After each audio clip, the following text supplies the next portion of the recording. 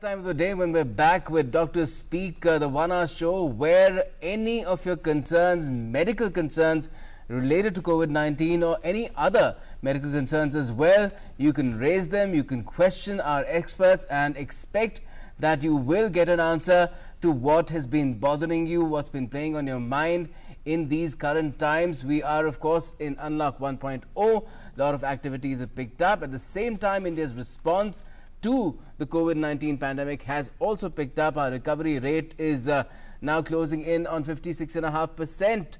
We have, of course, ramped up testing as well.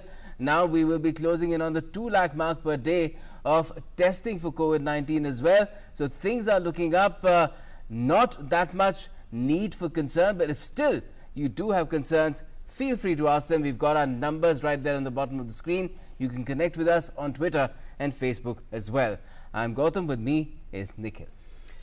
धन्यवाद गौतम, शुक्रिया बहुत बहुत आपका। और नमस्कार दर्शकों। कहा जाता है कि कोई भी लक्ष्य मनुष्य के धैर्य और साहस से बड़ा नहीं है, हारा वही जो लड़ा नहीं है। इसलिए ये वक्त है धैर्य रखने का, ये वक्त है साहस रखने का, ये वक्त है लड़ने का और लड़कर कोरोना का हराने का। तो आप सब तैयार हो जाइए। जैसा कि गौतम ने बताया कि आपके पास होनी चाहिए, वो आप यहाँ से प्राप्त कर सकते हैं। हमारे जो फेसबुक और ट्विटर के जरिए भी सवाल कर सकते हैं और जो फोन लाइनें हैं उसके जरिए भी आप सवाल कर सकते हैं। हमारे साथ में जो हमारे गेस्ट हैं उनको इंट्रोड्यूस कर दिया जाए गौतम। बिल्कुल। Today we have doctor Aparna Agarwal with us. She is director, Professor Department of Medicine, Lady Hardinge Medical College, and we also will be having with us Dr. Ashok Kumar Chaudhary, Associate Professor, Institute of Liver and Biliary Sciences. Dr. Agarwal, if I could ask you first, in terms of how things are developing in the country, how do you assess the situation where... On the treatment front, there are some promising drugs. Vaccines have made some progress, so there are again silver linings. And more and more number of people are in home isolation, so they're not overcrowding or rushing to the hospitals. That is also good. So hospitals, we are able to take in the sick patients and manage them. बिल्कुल। और हमारे साथ doctor Ashok Kumar Chaudhary जुड़े हुए हैं। Doctor Ashok, एक सबसे बड़ी बात जो टेस्टिंग को लेकर के बार बार आ रही है, वो बहुत सारे लोगों के मन में शंका है और बहुत सारे सवाल हमारे साथ शुरुआत में ही आने लगे हैं। कुछ लोग ये जानना चाहते हैं कि आखिर किस तरह के लोग, कौन से लोग वो हैं कि टेस्टिंग कराएं, क्योंकि अब जैसा कि कहा जा रहा है कि अनलॉक खुल चुका है, लॉकडाउन खत्म हो चुका है और इसके साथ ही जो केसेस हैं वो भी कहीं ना कहीं बढ़ रहे हैं। ठीक होने वालों की संख्या बढ़ रही है, लेकिन केसेस भी बढ़ रहे हैं। तो ऐसे में कौन से वो लोग हैं जो टेस्ट करवाएं? देखिए, टेस्टिंग के लिए सबसे जो बड़ा प्रॉब्लम है कि हम किसी तरीके से अप्रोच करते हैं डिजीज को। एक आप देखिए, कोरिया मॉडल देखें तो वहां पे उन्होंने सबकी जांच कराई। इवन दे हैव रोड के साइड में दे पुट ए कियोस्क की सबको जांच कराए। तो उसमें क्या हो गया, at least those got positive, they isolate कर दिया उनको, तो इन्फेक्शन कंट्रोल करने के लिए। एंड वो एक कंट्री है जहां पे बिना लॉकडाउन से उन्होंने कंट्रोल किया हुआ है, बट हमने तो वो मेथड को फॉलो नहीं करा हुआ है। तो we are doing now unlock. तो अभी जैसे नंबर ऑफ केसेस बढ़ रहे हैं, तो उसमें दो तरीके से बढ़ते हैं, number of cases because of symptoms और number of cases because of no symptom. तो अभी आपने जो क्वेश्चन पूछा किसको करना है, वो वाला कॉन्टेक्स्ट हमारा थोड़े से पॉलिसी का इशू आ जाती है। तो एसिम्प्टोमेटिक को करना है नहीं करना है, अभी तक क्लैरिटी नहीं आ रही। तो दैट इज वाई हम उसके बारे में बोलना थोड़ा सा डिफिकल्ट होगा मेरे को। देन सेकंड रहा कि high risk contacts. High risk contacts जैसे होता है कि फ्रंट लाइन वर्कर्स जो होते हैं, क्लोज कॉन्टैक्ट्स, काफी सारे गाइडलाइंस है जो कि कॉमन मैन के लिए डिफिकल्ट होता है। तो वो सब चीज हम डिफाइन, हाई रिस्क कॉन्टैक्ट, तो उनको टेस्ट करना है। देन सेकंड जो आते हैं सिम्टोमेटिक को ऑब्वियसली करना है।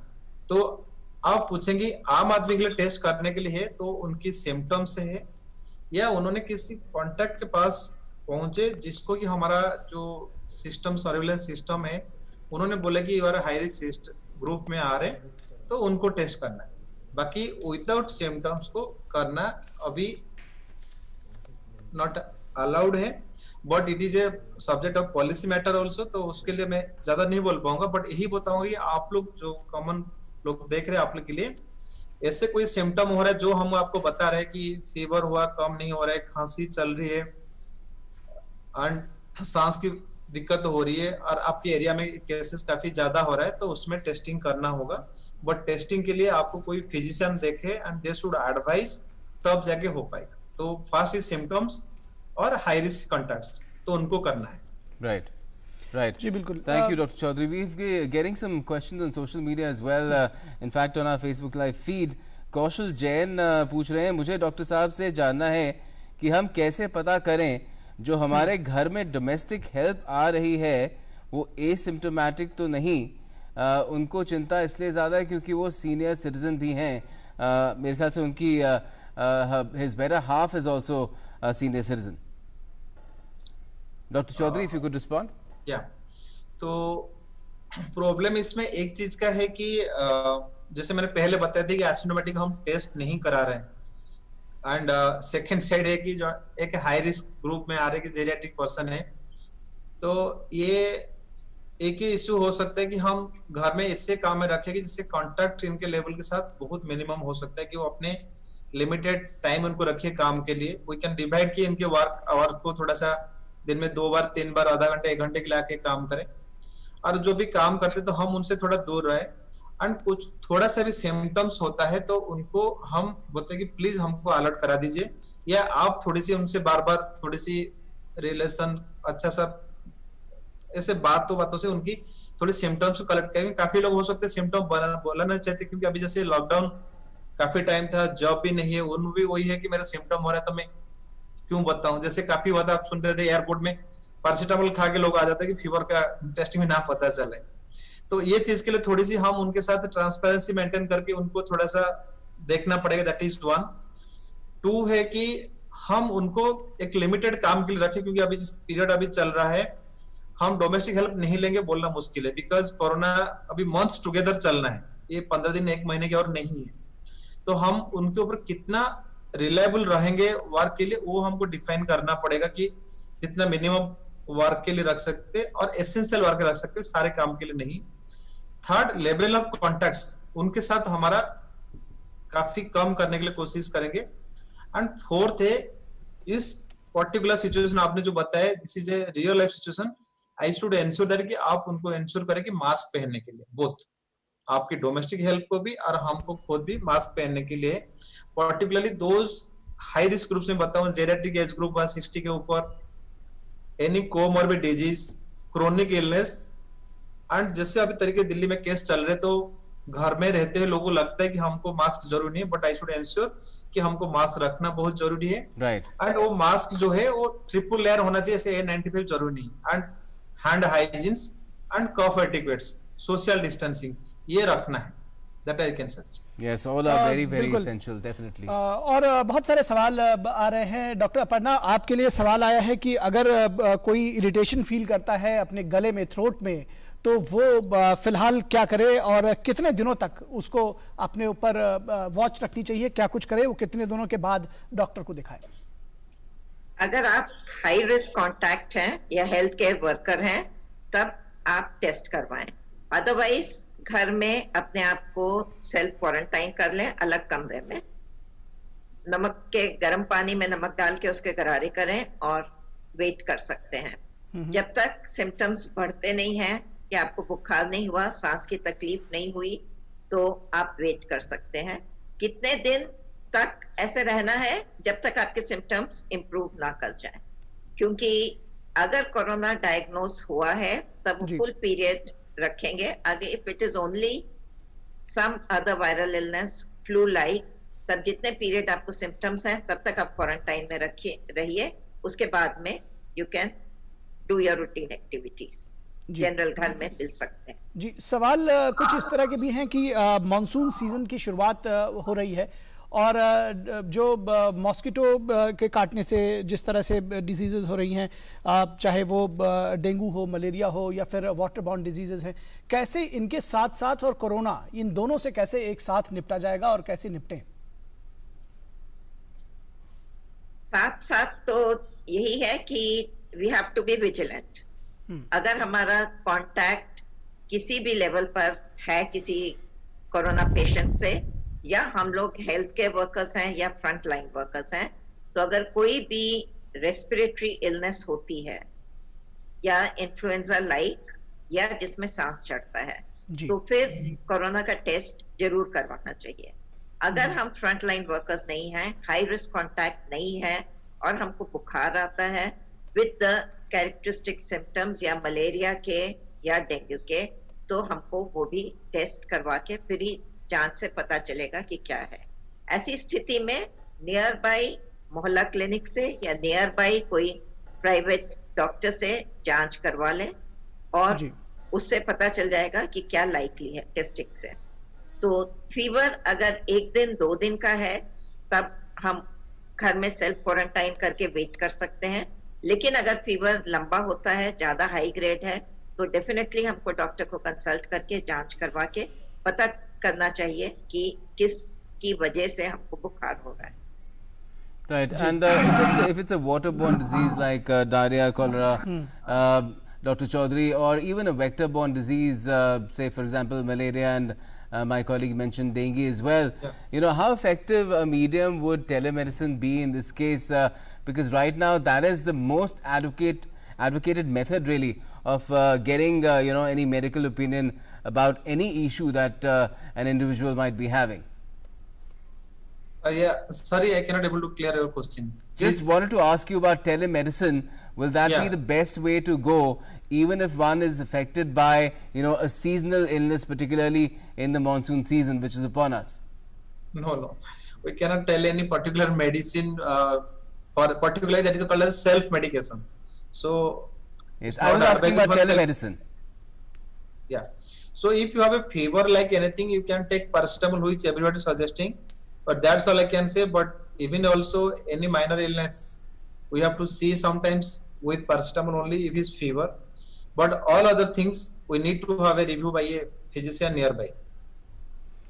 डॉक्टर अशोक, आपने जब बात टेलीमेडिसिन की कही और सेल्फ मेडिकेशन ना करने की बात हो रही है, एक सवाल अभी रिसेंटली जिस तरह से आ रहा है कि तमाम सारी दवाएं, ये पहले से भी हो रहा है और कुछ अभी रिसेंटली भी हो रहा है कि बहुत सारे लोग दवाएं खोजने का दावा कर रहे हैं, तमाम सारे ड्रग ट्रायल्स चल रहे हैं। क्या कुछ इसका प्रोटोकॉल है, किस तरह से ड्रग ट्रायल्स चल रहे हैं और किस तरह से कौन से यानी कि जो पब्लिक एट लार्ज है, जो आम लोग हैं, वो क्या करें, कौन सी दवाएं लें? क्योंकि आयुष मंत्रालय का कहना है, बार बार साफ कर रहा है कि जब तक उसकी तरफ से कोई चीज साफ नहीं कर दी जाती है, जब तक कह नहीं दी जाती है, तब तक कोई भी दवा अपने आप से लेना ठीक नहीं होगा। तो आपने सही क्वेश्चन पूछा, that is the need of the hour. आपको जी, it seems that we are having a problem with the link with Dr. Chaudhary. Dr. Aparna Agarwal, if you're with us, could you take that question in terms of all these claims being made of different cures? Medicines clinically, this is all. Dr. Chaudhary, can you hear us? Please. Yeah, I'm audible. Please. Yes, go ahead, please. Yeah. So लोग सोचते हैं कि medicine हम लेके रख ले, क्या मतलब this is the one panic. तो अभी ये बताया कि this medicine has come as to be given under strict clinical protocol. मतलब आपने कोई हॉस्पिटल, कोई डॉक्टर के अंडर रिवीजन में है एंड आपका कोई रिसर्च प्रोटोकॉल मेथड्स में ट्रीटमेंट होने के लिए, तो इसमें कोई सवाल नहीं है कि आपको सेल्फ मेडिकेशन करने के लिए या घर में रखने के लिए। देन लगता है कि ऑडियो में कुछ डिस्टर्बेंस है। ये सवाल अगर डॉक्टर अपर्णा आप लेना चाहती हैं, इसके विषय में विस्तार से अगर कुछ बता सकें। हाँ, एक बार थोड़ा सा रिपीट कर देंगे क्वेश्चन जी, ये प्लीज। जानना चाहते हैं कि जिस तरह से लगातार कई सारी कंपनियां या कई सारे लोग इस बात का दावा कर रहे हैं कि जो तमाम तरह की, चाहे वो आयुर्वेद से जुड़ी हुई दवाएं हो या दूसरी पैथी से जुड़ी हुई दवाएं हो, वो कहते हैं कि जी हमने दवा बना ली है। क्या पब्लिक एट लार्ज किस तरह से इसको देखे? क्योंकि आयुष मंत्रालय एक तरह से इनको सीधे तौर पर कहता है कि भाई अभी तक कोई प्रोटोकॉल जिसको कहते हैं उसको फॉलो नहीं किया गया, और आयुष मंत्रालय अभी इसको खारिज करता है सीधे तौर पर। ये दवाइयों का जो प्रोटोकॉल है, कोई भी दवाई हम लोग एक्सेप्ट करते हैं कि ये ट्रीटमेंट के लिए बेनिफिशियल है, उसके लिए आइडियली कई स्टेप्स में होती है। ये पहले हम लोग उसको एनिमल्स में स्टडी करते हैं, उसके बाद ह्यूमन बीइंग्स में स्टडी करते हैं। ह्यूमन बीइंग्स में भी इसके कई स्टेजेस होती हैं जो हम लोग प्री क्लिनिकल ट्रायल्स बोलते हैं, फिर ट्रायल्स, क्लिनिकल ट्रायल्स बोलते हैं, डिफरेंट स्टेजेस। पहले नॉर्मल ह्यूमन बीइंग्स में टेस्ट करते हैं और उसका ये देखते हैं कि दवाई का कोई साइड इफेक्ट तो नहीं है, उसके और कितनी डोज की जरूरत है, तो डिफरेंट लोगों को डिफरेंट डोजेस दे करके देखते हैं। उसके बाद limited number of healthy individuals में we try giving this drug. Different age groups are then studied on a larger scale, and then we start studying this drug in patients infected with the disease.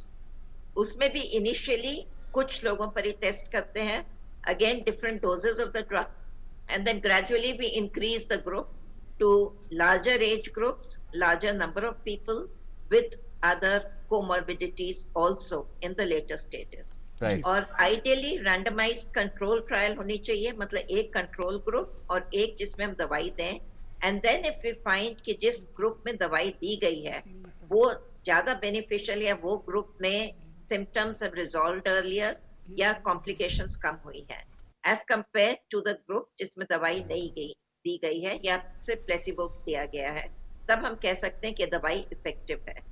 As of now most of the drugs that are there in the pipeline उसमें randomized control trials नहीं हुए हैं. We have used the drug in some patients on an experimental basis and found some drugs to be beneficial. Beneficial in terms of reducing complications or reducing the severity of the disease, reducing death rate.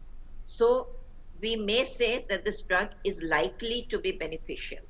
Right. तभी जितनी भी drugs हैं वो सब बोल रहे हैं कि they are all under trial and none of them are approved for treatment. We can use it as a trial basis on an experimental basis after informing the patients, but none of them are definitely said to be a treatment for COVID as of now, because we have not done randomized control trials on any group.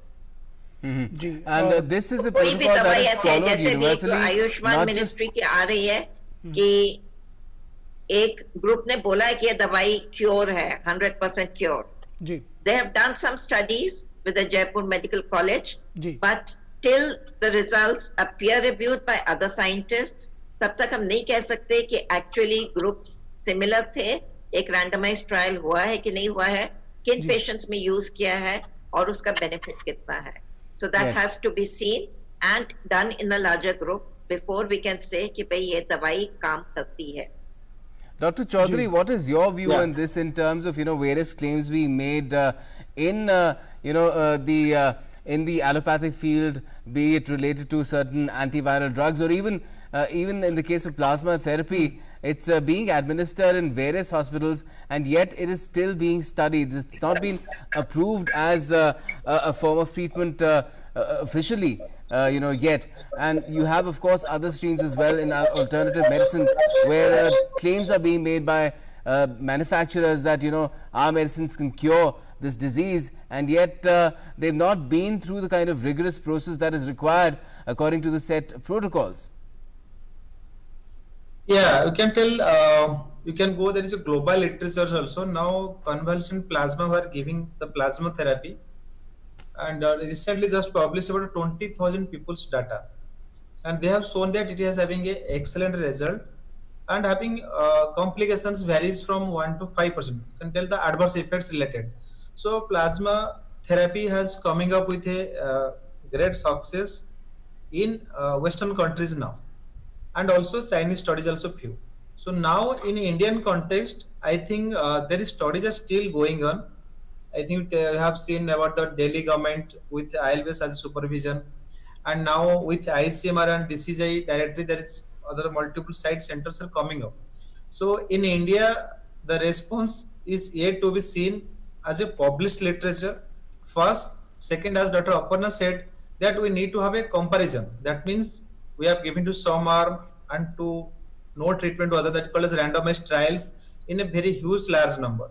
So these things are usually coming up gradually, but when these patients are coming up with symptoms, with the Western literature suggesting that plasma therapy is now considered to be safe, and it is having good results also. And what about the other drugs we can discuss here, as Madam rightly said, Indian origin medicines, you can say some Minister of Finance has given that we need to have more tested. That is the basic problem of our country. I can say here to all viewers that India is the global leader. You can say the medicines from our old days, the Ayurvedic medications, it is a fast drug. In fact, that is the drug we should use. But Okay. problem is the lack of having research.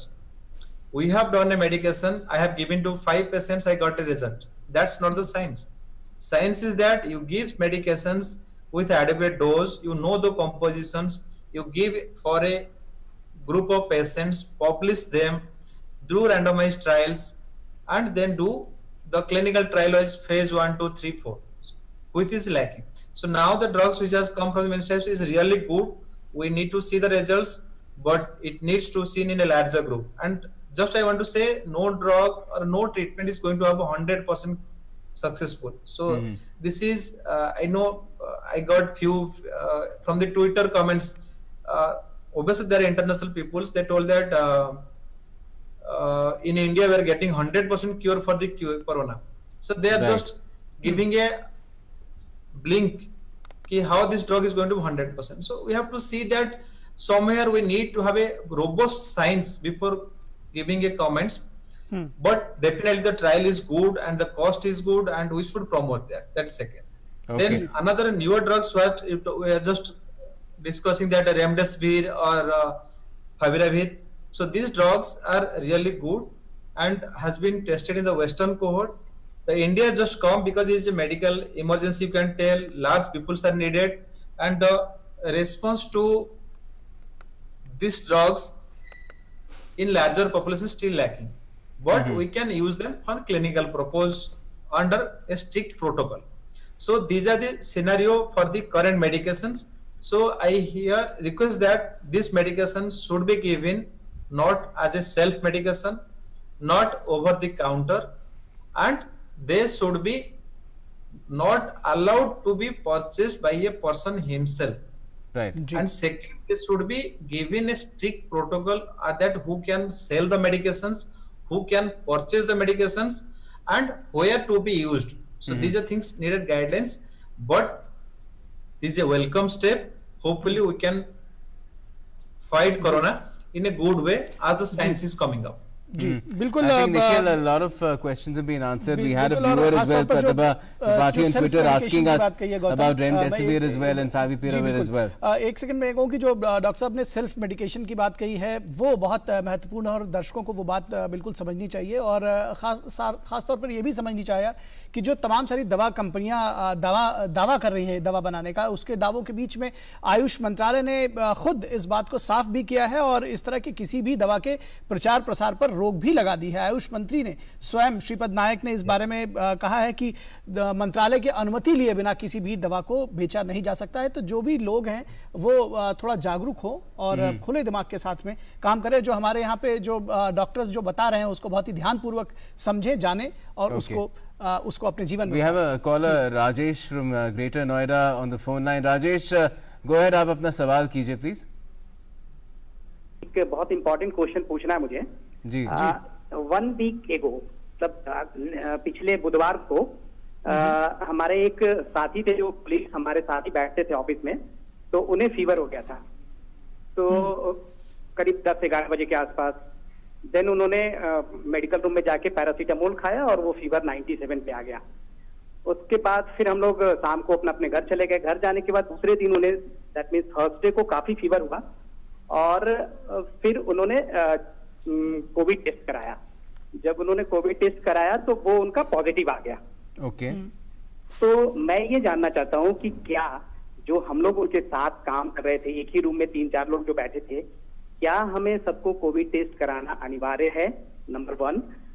Number 2 कि चूंकि 7 दिन बीत गए हैं और हम लोग में से किसी को कोई ऐसा सिम्टम अभी तक हुआ नहीं है। राइट। कोई ऐसा सिम्टम अभी तक नहीं हुआ है, तो क्या विदाउट सिम्टम भी कोविड टेस्ट हमें करा लेना चाहिए? क्योंकि जब हमने कोविड सेंटर पे गए तो उन्होंने कहा कि नहीं जी अभी तो कोई सिम्टम नहीं है, तो आपको अभी ऐसा नहीं हो सकता जी। बट मेरा ये क्वेश्चन था कि क्या विदाउट सिम्टम भी कोविड टेस्ट हम कराए इस सिनेरियो में, जी, और आपका third ये सवाल, है, छोटा समझ सा- में आ छोटा गया। सा थर्ड ये है जी। कि what is the actual protocol under this scenario so that we can follow the actual line of treatment sir. हम लोग काफी हैवॉक हैं, तो ये जानना चाह रहे थे प्लीज। नहीं, पहले तो सबसे पहले हैवॉक जो आपने कहा, बिल्कुल डरने की इस तरह से जरूरत नहीं है। और Right, sir. डॉक्टर अपर्णा, इनका Especially जब सवाल, आपको कोई लक्षण जी नहीं है अभी। जी बिल्कुल, डॉक्टर अपर्णा, आप इनका सवाल लेना चाहेंगे? हाँ जी। जी। अभी जैसे सब ऑफिसेज में ये एसओपीज हैं कि physical distancing should be there और सब लोग मास्क पहनेंगे। तो अगर आपने और आपके कोलीग ने मास्क पहना हुआ था और आप दोनों के बीच में 2 गज की दूरी थी, तो फिर चांसेस कम है कि आपको भी कोविड होगा। उसको हम कहते हैं लो एक्सपोजर, क्योंकि एक्सपोजर है, आप लोग सेम रूम में हैं, लेकिन it will be considered as low level exposure अगर सबने मास्क पहना हुआ था और डिस्टेंस मेंटेन किया हुआ था। अगर 2 जने मास्क पहने, डिस्टेंस मेंटेन करें और आपका कांटेक्ट कम है, तो फिर चांसेस कम है। ऐसे केस में, सिनेरियो में, अगर आपको सिम्टम्स होते हैं तब जरूर टेस्ट करवाइए। सिम्टम्स में उनके usual symptoms like fever, sore throat, गला खराब, जुकाम, सांस की तकलीफ, सूखी खांसी, या फिर डायरिया हो, पेन एब्डोमेन हो, बहुत ज्यादा मसल एक्स एंड पेन्स हो, या loss of smell, loss of taste, इनमें कोई भी अगर सिम्टम होता है तो डेफिनेटली टेस्ट करवाइए। अगर आप में से किसी को भी कोई सिम्टम नहीं है और फिजिकल डिस्टेंसिंग थी, मास्क दोनों ने पहना हुआ था, तो फिर टेस्टिंग की जरूरत नहीं है। जी बिल्कुल। और सबसे बड़ी बात यह है कि डरने की भी बहुत ज्यादा जरूरत नहीं, जिस तरह से उन्होंने कहा कि पैनिक कर रहे हैं, तो डरने की जरूरत नहीं है। डॉक्टर अग्रवाल, इनका प्रोटोकॉल को लेकर भी सवाल था कि अभी प्रोटोकॉल टेस्टिंग की क्या है। हालांकि काफी बहुचर्चित मामला है और लगातार हम जानकारी देते हैं इसके बारे में, लेकिन एक बार फिर अगर आप इन्हें बता सके तो। बिल्कुल। प्रोटोकॉल टेस्टिंग का यही है कि अगर आपको, जैसा मैंने बताया, अगर लो रिस्क एक्सपोजर है, सेम चीज हम लोग हेल्थ केयर वर्कर्स में भी फॉलो करते हैं कि अगर उनका exposure with regular protective equipment जो उस काम के लिए बोला गया है, फ्रंट लाइन वर्कर्स और सबके लिए, अगर उसके साथ में एक्सपोजर है, that is low risk. Low risk में you continue working, you don't need to get tested unless आपको कोई सिम्टम्स हो, ILI that is influenza like illness, या रेस्पिरेटरी इलनेस जिसमें सांस की तकलीफ हो, खांसी हो, बलगम हो विद फीवर, या कोई अनयूजुअल सिम्टम्स ऑफ कोविड। अगर आप हाई रिस्क कॉन्टैक्ट्स हैं, जैसे आपके घर में कोविड पॉजिटिव पेशेंट है, आप उनकी देखरेख कर रहे हैं, तो फिर उसको हम हाई रिस्क कॉन्टैक्ट बोलते हैं। या फिर front line health care workers हैं जो कि कोरोना पेशेंट्स को टैकल कर रहे हैं, उनमें आप between day 5 to day 10 of contact, you can get tested even if you are asymptomatic. That is the protocol as of now. या फिर वो माइग्रेंट लेबरर्स और जो बाहर से लोग आते हैं, कुछ ने इंटरस्टेट में भी किया हुआ है, जो गवर्नमेंट की उस स्टेट की गाइडलाइंस हैं उस हिसाब से टेस्टिंग करवाइए। बाकी सिम्टोमेटिक पेशेंट्स डेफिनेटली, जिसको भी सिवियर एक्यूट रेस्पिरेटरी इलनेस है या influenza like illness from containment zone, कोई भी सिम्टोमेटिक पेशेंट है, they should get tested. And it's still the case that you have to first have a doctor's prescription for recommending testing in order to approach a lab to get tested, or can one directly approach labs now as well? No, you need a doctor's prescription for getting tested. बिल्कुल। तो ये बात विस्तार से आपने बताई और ये बात हमको उम्मीद है कि हमारे दर्शकों को क्लियर भी हो गई होगी। एक सवाल डॉक्टर अशोक आपके लिए आया है, जो हमारे दर्शक जानना चाहते हैं कि वो इम्यूनिटी के संदर्भ में बात कर रहे हैं कि किस तरह से इम्यूनिटी को बढ़ाया जाए। ये तो जानना ही चाह रहे हैं, लेकिन साथ साथ ही जानते हैं कि इम्यूनिटी लेवल्स को हम कैसे चेक कर सकते हैं। ओके, देखिए इम्यूनिटी लेवल चेक करने के लिए जो होता है वो रिसर्च लैब की काम होता है, तो उसको तो नहीं होता है, उसको पहले भूल जाइए। हम उसके मानेंगे क्लिनिकल सरोगेट्स। कैसे क्लिनिकल सरोगेट्स? थोड़ा एज ज्यादा है, एज कम है, मतलब पेडियाट्रिक एज ग्रुप हम सोचे या जेरियाट्रिक एज ग्रुप सोचे, दोनों में थोड़ा सा इम्यूनिटी कम होता है। सेकेंड है हमारे पास कोई डिजीज है, जैसे डायबिटीज, किडनी, लीवर, कैंसर, ये सब डिजीज है, तो उसमें इम्यूनिटी कम होता है। देन थर्ड है कि हम कोई मेडिसिन ले रहे हैं जो हमारे इम्यूनो सिस्टम को डाउन करता है, जैसे कि हम काफी सारे इम्यूनोसप्रेशन दवाई लेते हैं, स्टीरॉयड की दवाई लेते हैं, कैंसर केमोथेरेपी लेते हैं, तो इन लोगों को इम्यूनिटी कम होते हैं। तो जो उनको सवाल है, मैं इनको ये बोलूंगा कि आप सपोज हैविंग ऐसे कोई क्रोनिक डिजीज है, कोई इम्यूनोसप्रेशन मेडिकेशंस ले रहे हो, या आपकी कभी कुछ ऐसे सिम्टम हो गए बार बार इन्फेक्शन होने के लिए, काफी लोगों को होता है कि बार बार इन्फेक्शन, बॉयल्स, ये सब चीज होते हैं, तो उसमें थोड़ी सी इम्यूनिटी कॉम्प्रोमाइज होती है, बट उसके लिए ज्यादा प्रॉब्लम नहीं है। तो प्रॉब्लम होता है इम्यूनिटी कम होने का जो है कि आपकी एज ज्यादा है या एज बहुत कम है, कोई क्रोनिक डिजीज है, या आप कोई मेडिसिन ले रहे हो। ये 3 ग्रुप याद रखें जिनकी इम्यूनिटी कम होने को हम बोल सकते हैं। आज इम्यूनिटी टेस्टिंग करने के लिए ऐसे कोई सवाल नहीं होता है और नहीं करना है, और मैं भी करूंगा तो इम्यूनिटी डाउन टेस्ट करने के लिए it should be done in good research lab and which cost around 1 lakh to 2 lakh, तो उसकी कोई मतलब नहीं। ओके, देन थर्ड है कि इम्यूनिटी एनहांस कैसे करना है। देखो, इम्यूनिटी एनहांस करने के लिए मैंने बोला कि जो 2 ग्रुप हो गए कि जिनकी नहीं है मैंने बताया, जिनकी होने का डाउट है, तो वो हो गए आउट।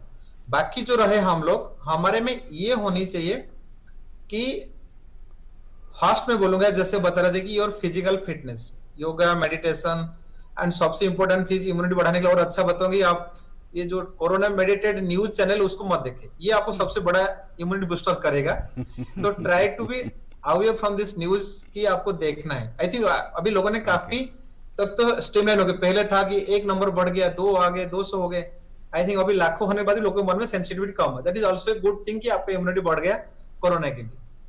तो सेकेंड चीज है कि हम जो नेचुरोपैथी मेडिकेशन काफी सारे मिनिस्टर ऑफ आयुष से गाइडलाइंस आया था कि आप जीरा, अदरक, हनी, ये सब चीज काफी सारी चीज की, वो तो मैं उस not a right person that way, but definitely उसका थोड़ा सा हेल्प होता है इम्यूनिटी बूस्टर करने के लिए। Even I have gone through some presentation के लिए उसमें की रेकमेंड से मिनिस्टर ऑफ आयुष का कि च्यवनप्राश ले सकते हो, तो ये आपको आयुष मिनिस्ट्री से चैनल से मिल सकता है, या काफी द यूट्यूब चैनल्स आप देखें तो they are flooded with this things, but it should be genuine. मैं यही बोलना चाहूंगी, जेन्युइन जगह से करनी है, या हमारे बेस्ट ऑथेंटिक है कि मिनिस्टर ऑफ आयुष से कुछ नेचुरोपैथी मेडिकेशंस है जिसमें हम इम्यूनिटी बूस्ट कर सकते हैं जी। तो ये चीज रहे। थर्ड है जो सबसे इंपॉर्टेंट चीज है कि आप सोच लीजिए कि आपका इम्यूनिटी कोई डाउन है, कि आपको कोरोना होना है, एंड मोस्ट इंपोर्टेंट इसमें है कि कोरोना 80% में इन्फेक्शन की सिम्टम नहीं है। I am a health worker, doctor अपर ने मेरे साथ वो भी है, तो हम लोग कब होके भी निकल गए वी डोंट नो।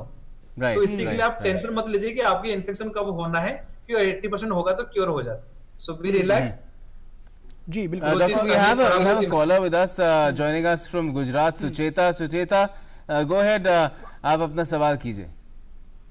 मेरा सवाल ये है कि जैसे मेरा हस्बैंड भी ड्यूटी जाता है, रोज ड्यूटी जाता है, मेरा बेटा भी बाहर जाता है, तो वो मास्क को हम कैसे संभालें?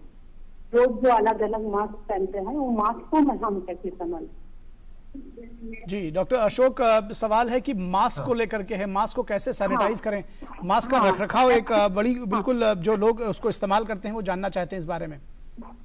देखिए, सबसे इंपॉर्टेंट चीज है कि मास्क को हम, पहला चीज है कि आपका यूज करते काफी सॉइलिंग होती है, जो घर का आम प्रैक्टिस में प्रॉब्लम है कि हम मास्क को थोड़ा नीचे करके पानी पीते, कॉफी पीते, वो टपक जाता है, तो ऐसे सॉइलिंग होता है, तो इसको दोबारा यूज नहीं करना है। सो बेस्ट है कि उसको आप 5 मिनट के लिए रख लो और यूज करो जो भी पर्पस के लेना है। तो सॉइलिंग वाला कोई भी हुआ है आपकी मास्क, तो इसको दोबारा यूज नहीं करें, दैट्स क्लियर। सेकेंड है कि मास्क हम आम आदमी की पर्पस में यूज कर रहे, घर के इसके लिए है, तो हमको जो बेस्ट होता है कि कॉटन वाला मास्क होता है, तो दैट इज बेस्ट, क्योंकि is for the long durable and washable. आप उसको साफ करके थोड़ी सी डेटल इसमें डुबा के फिर उसके बाद आप गर्म धूप में सुखा लेते हैं, तो इट इज स्टेरिलाइज्ड। ये होम वे के लिए बेस्ट है। सेकेंड है कि आप सपोज A95 ले रहे हैं या ट्रिपल लेयर की मास्क यूज कर रहे हैं, तो उसके लिए जो आप आने के बाद घर में जब यूज नहीं होता, सबसे बेस्ट तरीका, जैसे मैंने अभी रखा हूं कि दिस इज माय प्रिंसिपल, कि ये एक होता है पेपर्स, तो एनवलप पेपर्स आप यूज करने के बाद उस एनवलप पे अपना रख लीजिए, और उसके ऊपर अपने नाम, घर में काफी सारे बच्चे हैं कि लोग ज्यादा है, तो आप एक एनवलप में उसको रख लीजिए और आपका नाम रख लीजिए, तो आपका अलग रहा और आपने एक अच्छा सिक्योर, क्योंकि उसमें डस्ट एक्यूमुलेट भी नहीं होता है, एंड ये चीज रह जाती है। So this is a common way to use the mask आपको घर में रखने के लिए। फोर्थ है कि कितना देर तक यूज करना है, तो ये स्टेरिलाइजेशन के लिए और एक मेथड्स आजकल जो आ रहे हैं कि यूवी रेडिएशन की टेक्नोलॉजी जो हम लोग हॉस्पिटल में यूज कर रहे हैं। मैं तो आपको इस मीडिया थ्रू में प्रमोट नहीं करूंगा, बट ये है कि काफी सारे इक्विपमेंट्स आज आ गए, पोर्टेबल यूवी रेडिएशन प्रोटेक्टर्स, थोड़ी सी बॉक्स की तरह होते हैं, you can use the mask, उसमें 2 to 5 मिनट्स में वो स्टेरिलाइज होते हैं, बट उसके लिए प्रॉपर सर्टिफिकेशंस एंड उसकी प्रॉपर वैलिडेशन हुआ है कि दिस इज इफेक्टिव, क्योंकि हॉस्पिटल सेटिंग में मास्क को हम यूवी रेडिएशन से क्लीन करते हैं, स्टेरिलाइज करते हैं, एंड वो वाला होने के लिए जो इक्विपमेंट होम यूज के लिए वो डिफिकल्ट है, तो होम यूज के लिए लेना है तो उसको यूज कर सकते हैं, बट उसके बारे सर्टिफिकेट बारे में नहीं बता पाऊंगा आपको, but if it is a good source with adequately quality control तो वो भी आपका यूज हो सकता है, घर में भी रख सकते हैं, portable UV light stay. So just to summarize कि आपकी मोस्ट इंपोर्टेंट थिंग है कि सॉइल वंस हुआ तो डिस्कार्ड इमीडिएटली। घर के यूज के लिए लो कॉस्ट में इफेक्टिवली आपने कॉटन की यूज कर सकते हैं, होम रेमेडी के हिसाब से साफ करके थोड़े से डेटॉल में डुबा के धूप में रख लेते हो, इट इज स्टेरिलाइज्ड। आप उसको लाने के बाद आपने घर में कोई डब्बा हो या पेपर एनवलप हो जिसमें आप लेबलिंग करके अपने लिए रख सकते हैं यूज करने के लिए। एंड थर्ड है कि जो टेक्नोलॉजिकल एडवांसमेंट हुआ है यूवी रेडिएशन के लिए, इफ यू कैन अफोर्ड तो वो भी एक अच्छा तरीका है। जी बिल्कुल। और एक सवाल सोशल मीडिया से है जो डॉक्टर अपर्णा आप लेना चाहेंगी कि जानना चाहते हैं कि किस तरह से जो बाहर से सामान लेकर आते हैं वो किस तरह से डिसइंफेक्टेड करें, और उसके साथ ही साथ ये भी जानना चाह रहे हैं कि क्या अगर धूप में कुछ घंटों के लिए कोई सामान रख दिया जाए कि तो क्या वो अपने आप उसका इन्फेक्शन चला जाएगा उसमें से? धूप में रखने से सबको यही रिकमेंड करते हैं, जैसे कोई पार्सल्स आए या जो हम लोग ग्रोसरी वगैरह के पैकेट्स हैं जो कि पैक्ड होते हैं, उनको हम धूप में रख दें, 1-2 दिन बाहर छोड़ दें जो रख सकते हैं, उसके बाद में इस्तेमाल करें।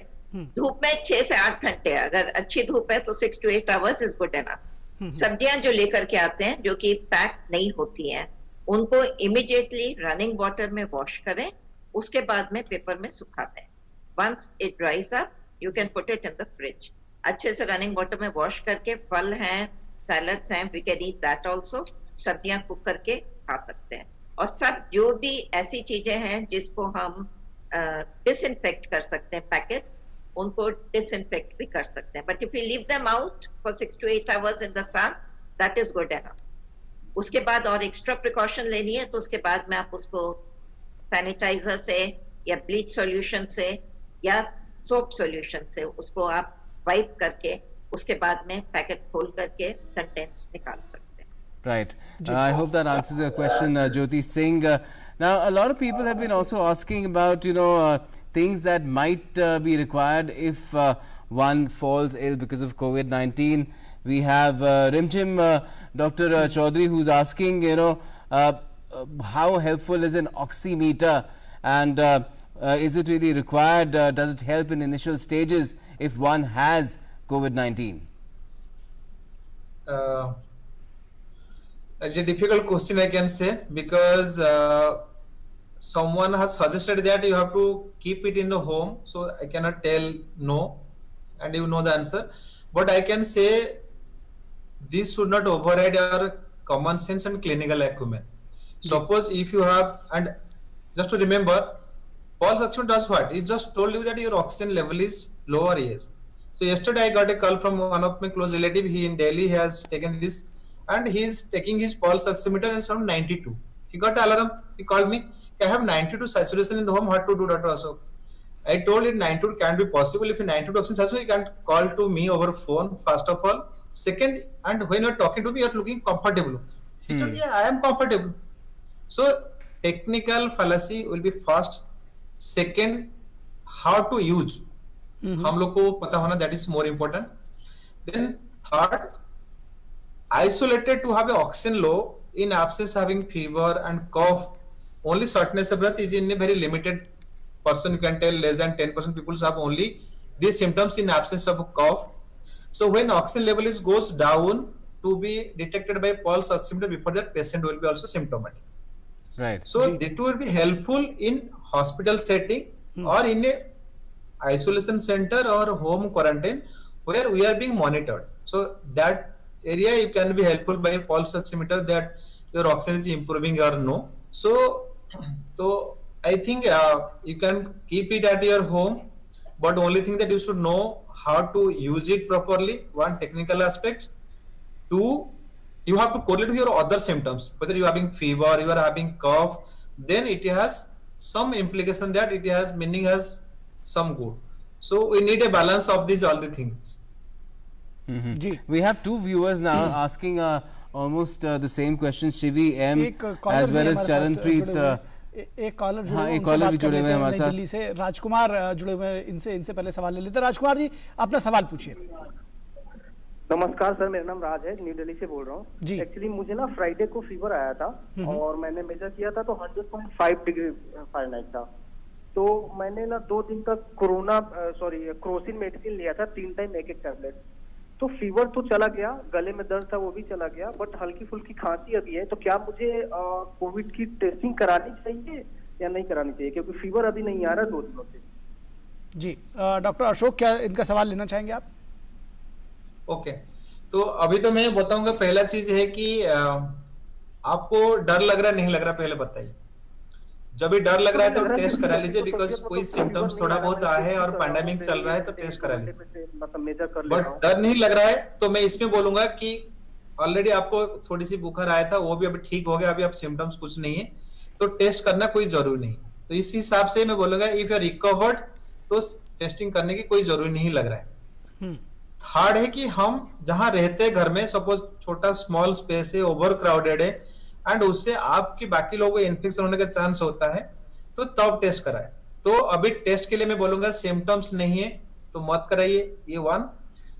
2 करना है सपोज तो आइदर आप काफी क्लोज क्राउडेड प्लेस में with high risk groups with you रहते हैं, एक, या आपको जो मन में डर इतना होता है करने के लिए, बट वो भी तो आपके जहां जाएंगे डॉक्टर ही विल सर्टिफाई, तो उसके बाद ही लेना है। तो I have given all the options before you, तो आपको ही डिसाइड करना है किसी ग्रुप में। Okay, but first you need to actually consult a doctor who might or might not give you a prescription for getting the test done. Yeah. We have 2 people on Facebook asking the similar questions. Shivi is asking as well as Charanpreet Kaur Sethi that can one get infected with COVID-19 again after having recovered from the disease? Is that possible, Dr. Chaudhary? Because that is also linked to herd immunity. Yeah. So till now, no literature has come up with second infections till now, but we get some case reports or 1-2 cases. One from Hong Kong, I guess I have read through, and other cases few where you can get second infection, but there is very rare and remote. You can tell 1 in 1 million maybe. So forget about that. So first of all, the corona, if you consider in the Indian context, it has come to India only since January, you can tell 5 months. So you don't know when the immunity, because once you get infected, you develop a immunity. So when you develop immunity, the chance of infection is low. Second infection happens when the infection is from a different virus or your immunity has gone down. So immunity at least goes down in a lane of 6 months to 1 year, or exactly you don't know. So that's why you should not be panic from that point. If you go to the literatures, we can see the same group of virus is SARS-CoV-1, because we are SARS-CoV-2.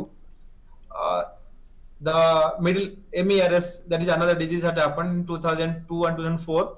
So till now, we are not getting in second infections. So that's why I tell that the chance of having second infection is a stretch of imaginations, you can say. And at least at this moment, we should not be bothered about this, because till now, with 10 millions going to be close whole global corona infections, we are not reported of so much frequently to be at least 1% is not there also. So there is no chance data on this having reinfections or second infections. So just to forget that. जी doctor Aparna, आपके लिए भी सवाल आ रहे हैं और कुछ लोग ये जानना चाहते हैं कि कुछ हफ्तों पहले या ये कहें कि 15 दिन पहले कुछ लोगों ने अपना कोविड टेस्ट करवाया था जो कि नेगेटिव आया। अब उनका आरोग्य सेतु ऐप वो हाई रिस्क ऑफ इन्फेक्शन दिखा रहा है। वो कहते हैं कि अब ऐसे में क्या करना चाहिए, क्या हम आइसोलेशन में चले जाएं या क्या करें? आरोग्य सेतु ऐप में जो आप डेटा फीड करेंगे उस हिसाब से it gives you information. Second, it tells you कि नेबरहुड में आपके कितने इन्फेक्टेड लोग हैं। तो अगर आपके नेबरहुड में काफी इन्फेक्टेड लोग हैं तो it may show high risk, but that only means कि आपको प्रिकॉशंस ज्यादा लेनी है क्योंकि आसपास लोग इन्फेक्टेड हैं। बट आसपास वाले अगर सारे आइसोलेशन में हैं तो फिर आपको डरने की कोई बात नहीं है। पहले एक इन्फेक्शन होता था तो पूरी की पूरी स्ट्रीट ब्लॉक कर देते थे। आजकल they have confined it to residences, because if a person is in home isolation, बाकी प्रिकॉशंस ले रहे हैं, तो उनको कोरोना का डर नहीं है। तो इसलिए आपको डरने की कोई बात नहीं है। जहां तक नेगेटिव रिजल्ट की बात है, negative result is valid for 3 days, उसकी वैलिडिटी 3 दिन है। उस बीच में आपको इन्फेक्शन हो सकती है दोबारा, if you have come in contact with any person जो पॉजिटिव हो या आपका हाई रिस्क एक्सपोजर हो। तो ये चीज आपको ध्यान में रखनी है। अगर आपको सिम्टम्स डेवलप हुए हैं तो फिर 1 वीक पुराना negative test will not be valid अगर आपको सिम्टम्स हैं। और we have some data on false negativity. अगर आपको पहले भी सिम्टम्स थे तो हो सकता है पहले आपका नेगेटिव आया हो, और अब अगर सिम्टम्स हैं तो then you should get tested again, अगर आपका कॉन्टैक्ट है और सिम्टम्स हैं। Right. Okay, and we have Anil Kukreja. He's been asking us that his wife is 50 years old and she's been suffering from allergic cough for about a year, and it happens more at night. It gets intensified at night. He's asking what kind of precautions does she need to take? What medicine could she probably take to ensure that she is COVID safe? Dr. Agarwal? Doctor Aparna please.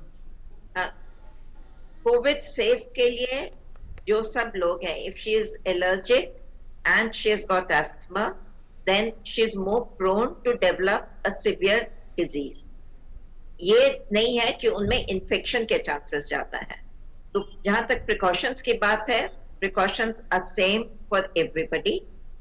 Additional precautions उनका यही है कि आप बाहर कम जाएं, जितना कम से कम बाहर जाकर काम चलता है उतना कम से कम जाए।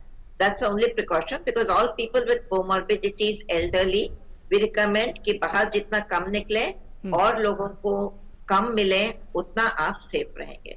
तो precautions are what she has to observe, और कोई ऐसे specific चीज नहीं है जो उनको करनी है, except for these precautions: hand hygiene, respiratory hygiene, social distancing, mask जब आप बाहर जाएं, plus avoid going out unless it is absolutely essential।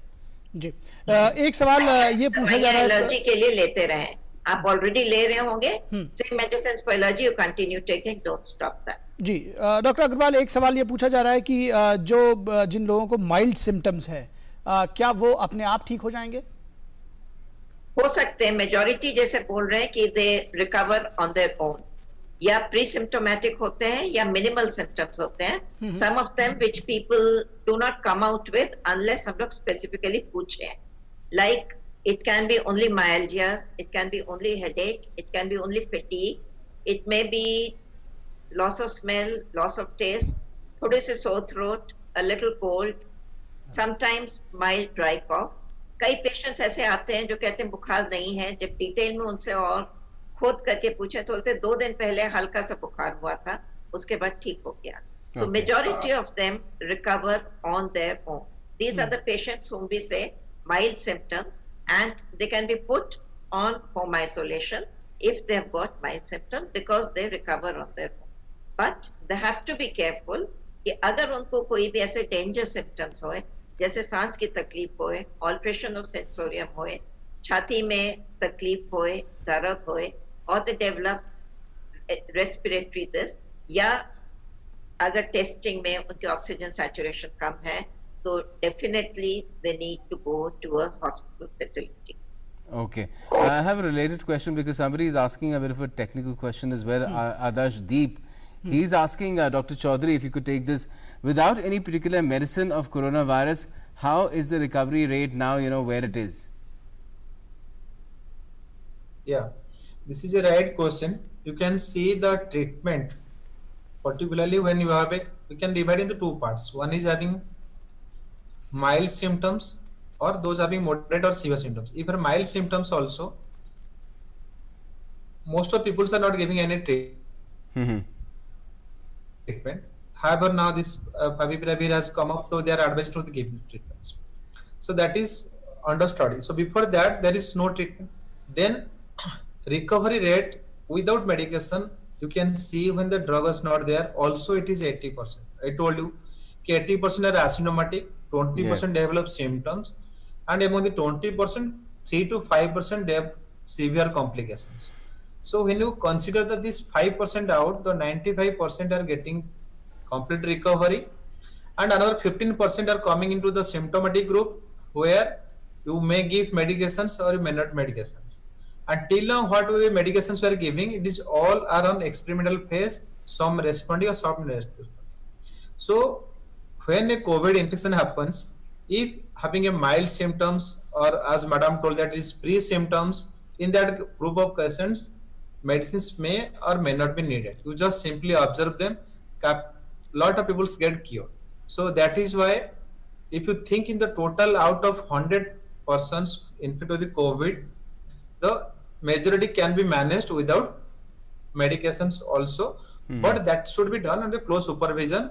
If they develop symptoms, if they have comorbidities, or they are fit into high risk group, they definitely should be treated, and the treatment is to be done in a particular hospital setting if you are having the high risk groups. So that's a tell. So just for the young age or like us, we can see majority can be managed well without treatments. Rather, I think what our Minister of Health suggested, to have some home remedies, and that will be helpful in case of mild symptoms or no symptoms or pre-symptoms. Okay. जी, तो बिल्कुल और यहाँ पर गौतम, अब लगता है कि वक्त के साथ हमको ये समझौता करना ही होगा, क्योंकि इस बुलेटिन में इस जो हमारा ख़ास कार्यक्रम है डॉक्टर्स स्पीक, इसमें अब वक्त हमें और इजाज़त नहीं दे रहा कि हम आपके सवाल लें और चीज़ों को आगे बढ़ें। लेकिन फ़िलहाल हमें उम्मीद है कि जितने सवाल आप लोगों ने पूछे और जिस तरह से आपने अपना शंका जो प्रकट की, उसका समाधान ज़रूर हुआ होगा। और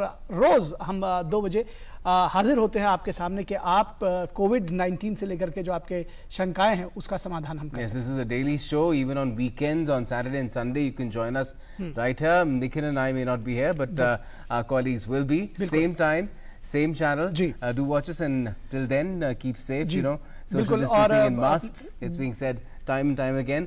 That is what is really going to save you from COVID-19. बिल्कुल। और अपने दोनों विशेषज्ञों का, डॉक्टर्स का हम शुक्रिया अदा करें, डॉक्टर अपर्णा अग्रवाल का और डॉक्टर अशोक कुमार चौधरी का, कि आप आए, आपने अपना कीमती वक्त हमारे दर्शकों के लिए दिया। बहुत शुक्रिया। और इस कार्यक्रम को देखने के लिए दर्शकों आपका भी शुक्रिया। नमस्कार। Thank you.